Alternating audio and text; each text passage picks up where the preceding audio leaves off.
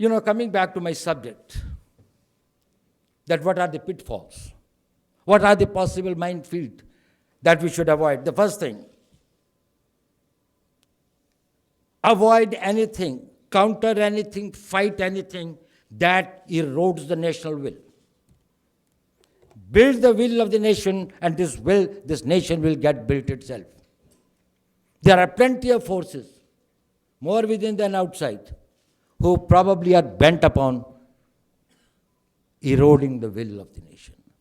We are very fortunate that in the last 4 years or so, the country's national will has been aroused. It has been strengthened. People feel happy that anywhere in the world that they go today, they can stand with their heads high. They feel proud of the various new initiatives that have been taken and successfully been taken. Yes, all these new experimentations, reforms and others are exothermic exercises. They create heat, they generate heat, so they create pain. No country can become big or great without experiencing some pain. We have to make some sacrifices for the coming generations. Don't forget that our past generations, who probably never lived to see the fruits of independence and the freedom, probably had made many sacrifices. Is it something that we cannot do in case there are certain hardships? These are the hardships that will ensure that your children and your grandchildren tomorrow will be able to live and breathe in a world, in a country where India is much more respected, India is much more powerful, India has got a much greater destiny.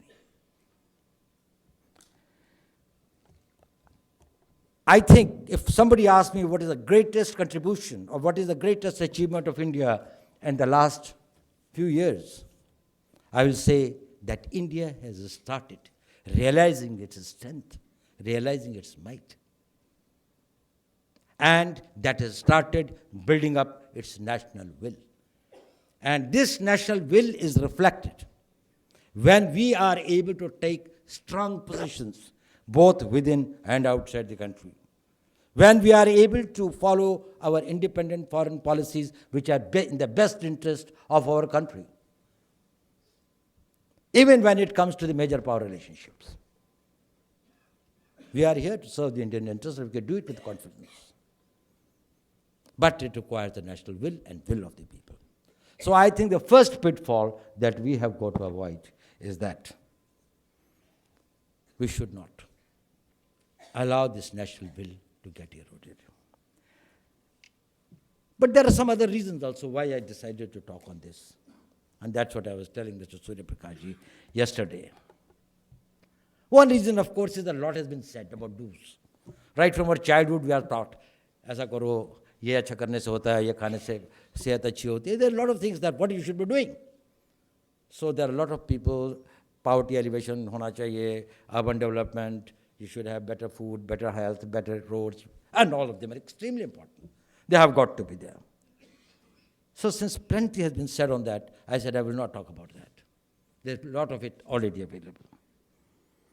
The second thing is, cost of negatives in life, at least in the security sense, is much higher than the dividends of the positives. If I do 100 good things in life, but if I lose one battle, probably that will be detrimental to the entire other major tactical victories that I might have fought, that I might have gained. You make your entire life and sacrifice it for building up a career, for building up a name, for building up a brand. And one mistake you do, and it neutralizes everything. So the negatives are more important. Don't underestimate that. Nations have failed more often, not because they failed to do the right things, but they did something which were wrong. Of course, there's one personal reason also. But how many of the men in this room are married? How many? Please raise your hands. Do you know what is the biggest contribution of your wife in your life? They prevent you from making mistakes.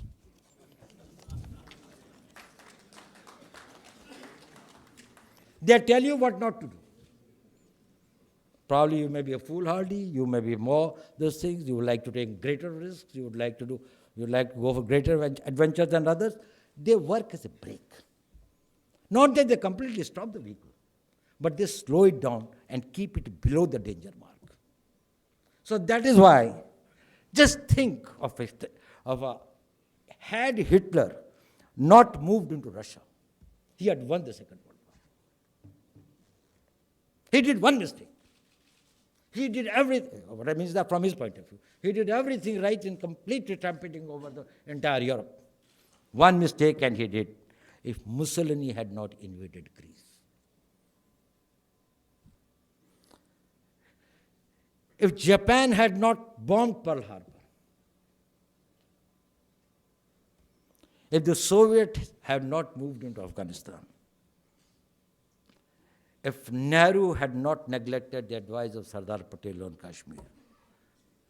And if after the 1970 elections,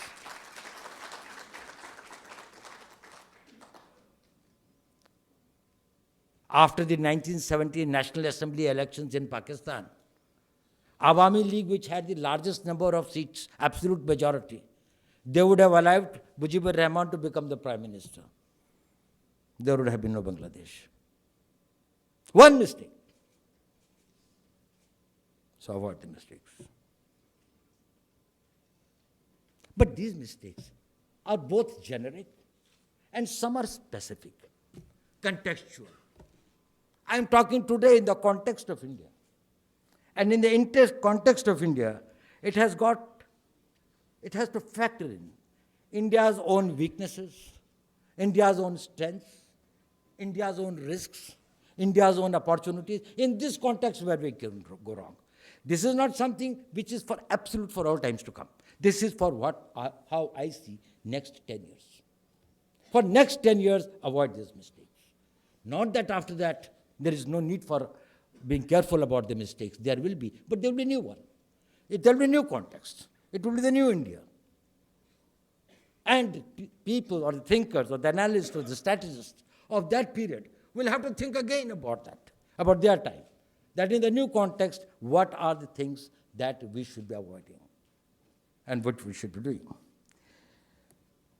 I'll tell you one small doctrine. This is basically a security doctrine, but it also is a common day doctrine. Your biggest strength is your biggest vulnerability. The minimum number of deaths due to drowning is in Rajasthan. And not the people of Rajasthan are great swimmers, but they don't die because of that. And the highest number is in Kerala or in the coastal areas, where they are in the coastal areas where they are born swimmers.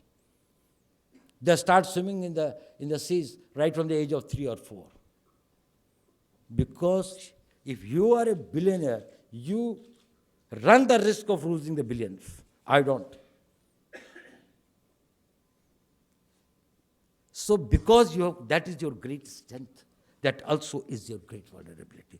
Unless you are very careful about it. People can rob you only of what you have. Our biggest strength is our democracy.